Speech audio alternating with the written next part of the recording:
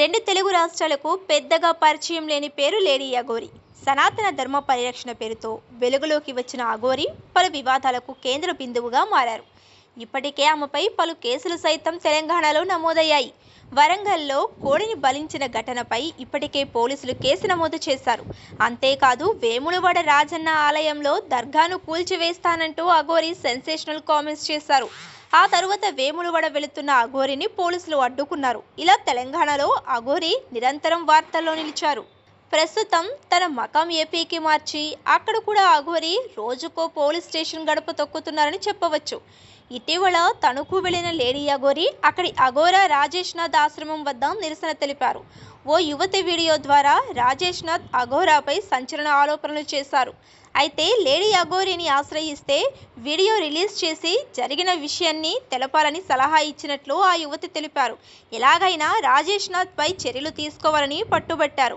ఆ తర్వాత తణుకు పోలీస్ స్టేషన్కు వెళ్లి ఎప్పుడు వెంట పెట్టుకుంటున్న పెట్రోల్ క్యాన్ తీసి శరీరంపై పోసుకుని ఆత్మహత్యా యత్నానికి ప్రయత్నించారు. పోలీసులు వెంటనే స్పందించి ఆ ప్రయత్నాన్ని అడ్డుకున్నారు. ఇలా అఘోరి తణుకులో వణుకు పుట్టించారని చెప్పవచ్చు.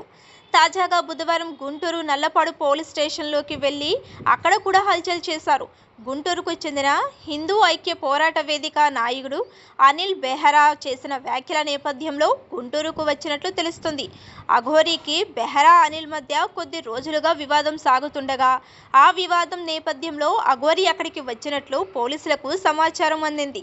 గుంటూరుకు వస్తున్న అఘోరిని నల్లపాడు పోలీసులు అదుపులోకి తీసుకుని నల్లపాడు పోలీస్ స్టేషన్కు తరలించారు.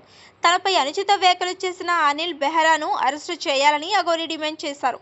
అయితే పోలీసులు ఆమెతో మాట్లాడుతుండగా అఘోరి చర్యలు తీసుకుంటారా లేదా అంటూ ఆగ్రహం వ్యక్తం చేస్తున్నారు. పోలీసులు మాత్రం అసలు ఏం జరిగిందనే కోణంలో విచారణ సాగిస్తున్నారు. మొన్నటి వరకు తెలంగాణలో హల్చల్ చేసిన లేడీ అఘోరి ఏపీలో తన హవా కొనసాగిస్తుందని స్థానిక ప్రజలంటున్నారు.